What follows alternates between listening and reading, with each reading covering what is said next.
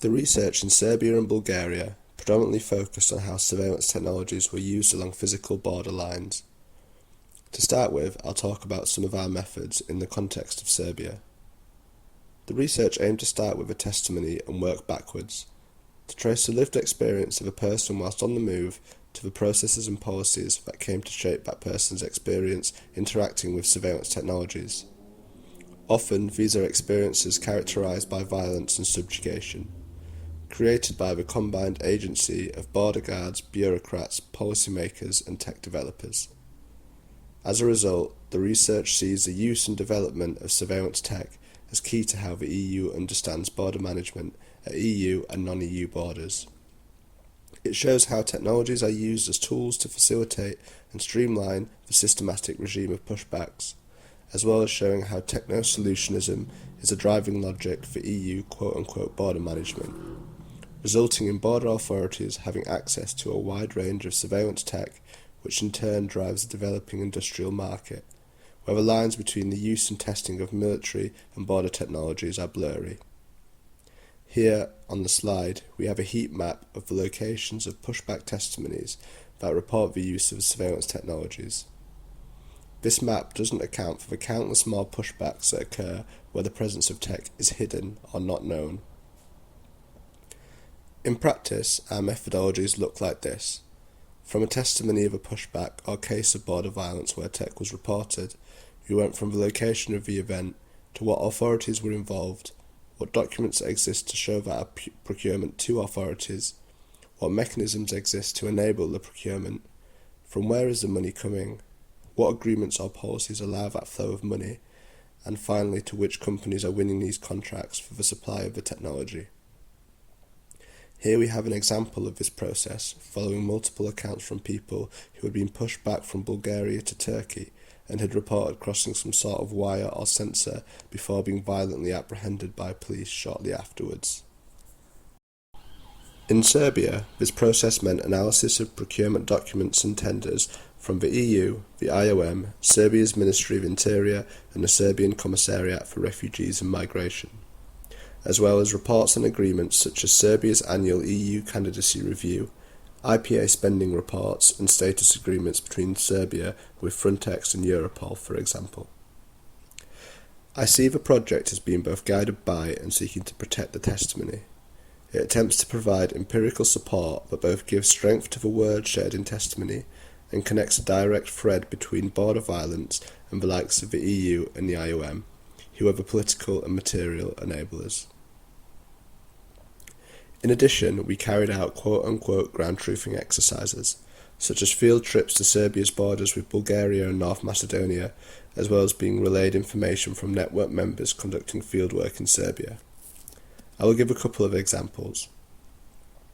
This diagram is what was built following our trip to the border with North Macedonia. In photos B and C, you can see Serbian police positioned along the border fence. This close-up makes visible a vehicle with a top mounting and an officer next to a tripod, possibly a mobile surveillance system and some kind of daylight camera. At the location where this photo was taken, a farmer told us how he would see drones flying overhead most nights, as well as police capturing people near his farm and taking them back across the border. Here we have a fixed surveillance system we came across on the Bulgaria border with Serbia.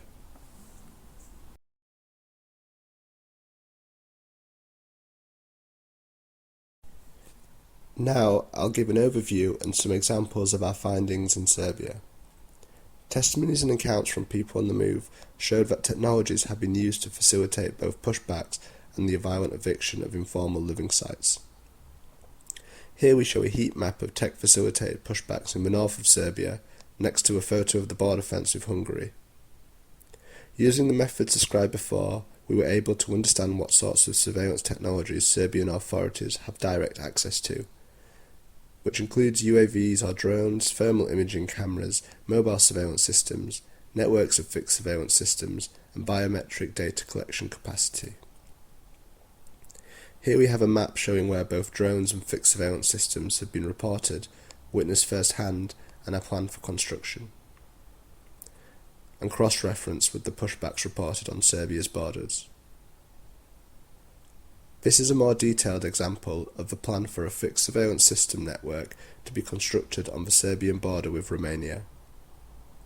The system shows 5 fixed surveillance systems with medium to long-range thermal and day and night cameras connected via radio relay points to the Serbian Ministry of Interior's control centre in Belgrade, where footage from these cameras is streamed in real time. The details of this network were obtained from a document relating to a November 2025 EU tender on behalf of the Serbian Ministry of Interior. The tender came from a cross-border IPA project between Serbia and Romania. This specific IPA project outwardly presents as helping cross-border social cohesion and meeting environmental challenges, whilst most of the money is funneled into technologies or infrastructure to assist Serbian and Romanian border forces. On this slide, we have overlaid the historic reports of pushbacks from Romania to Serbia. Throughout the research, we came across examples like this, where a liberal European identity is presented and instrumentalized to disguise and facilitate border violence. The research has identified a network of companies who are making profit from the sales of tech and associated services to authorities, as well as highlighting the mechanisms and pots of money used to procure and provide technologies to Serbian border authorities. In particular, the role of the IOM as a middleman in the provision of tech to non-EU member states. Here we have a global map of companies who have won EU or EU-funded IOM and Ministry of Interior tenders for Serbia, giving an idea of the global market created by the EU border regime in Serbia alone. This close-up on Belgrade shows the companies who have won tenders and the officers of organisations who have facilitated the procurement of surveillance technologies. This is a developing domestic market. What was revealed by the scale and nature of this research, in the case of Serbia as a non-EU country, is what can be understood as an ecology of border externalisation. This ecology is made up of phases and relations between stakeholders from various scales and sectors. Through their interaction, they produce the necessary policy, agreements and procurements that create the material reality of EU deterrent strategies on non-EU borders.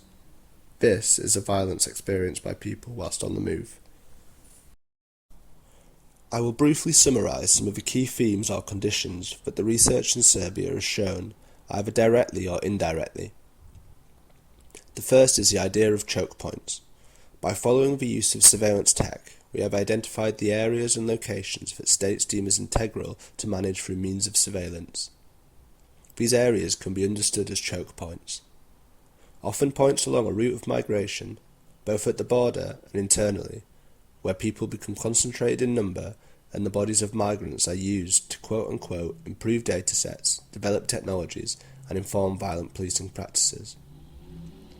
For example, in Serbia, they include specific points or areas of geography along physical borderlines, as well as reception and asylum centres, detention centres and other spaces of prolonged apprehension, such as police stations.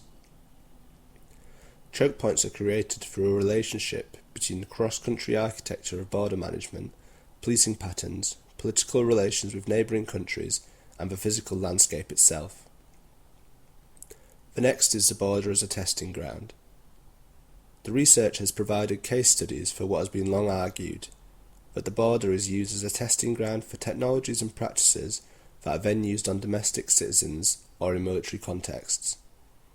This is obvious when looking at EU Horizon projects. For example, the Row Border project, which tested the development of autonomous swarms of unmanned aerial and ground vehicles on the border between Serbia and Hungary. This project explicitly stated the potential military use of the developed tech, and Israel was named as a country collaborator to the project. Another example from Serbia is facial recognition technologies.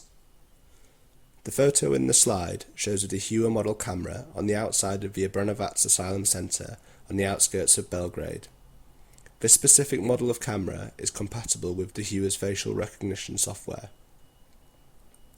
We found a tender for surveillance cameras for the Obrenovac facility in 2022, 1 year before over 8,000 Dehua cameras were rolled out across cities in Serbia with facial recognition software as part of the state's Smart Cities project. As well, from following the use of surveillance technologies, we can understand Serbia as a testing ground for what political and relational mechanisms the EU can use to practically externalise and outsource its border regime, on both a regional and global scale. For example, regionally, Serbia is leading the way in non-EU Balkan states for the rollout of Frontex agreements, the provision of tech through IPA funding, and its compatibility with the Eurodac systems for biometric data. As well, the EU has funded projects in non-governmental organisations such as the IOM as mechanisms that provide border technologies for Serbia for years. Now, similar mechanisms are used to supply drones to North Africa through EU-funded ICMPD project, as a global example. The success of the test in Serbia is that a violent EU-supported border regime has been exercised for years with impunity.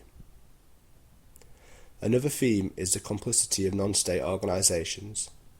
As has been argued and evidenced elsewhere, and leading on from the last point, is the idea of a humanitarian border nexus, where organisations such as the IOM or ICMPD, who outwardly present and operate a liberal and humanitarian identity, are in fact deeply intertwined in supporting a violent and techno-solutionist border regime. The next is the developing border industrial complex in Europe. By looking at the technologies used at EU-affiliated borders in southeastern Europe, we get a sense of the scale of a developing border industrial complex. For example, in Serbia we have seen a developing market of commercial sellers of Chinese-made drones who are winning contracts from the EU, IOM and Serbian Ministry of Interior.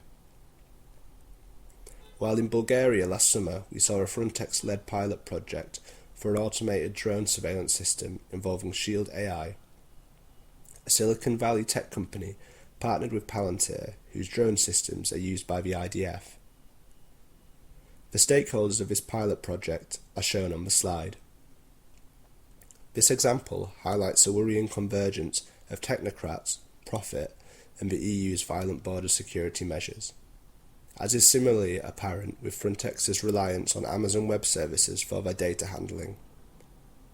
And lastly, Balkan states as potential third countries for deportation centres or return hubs.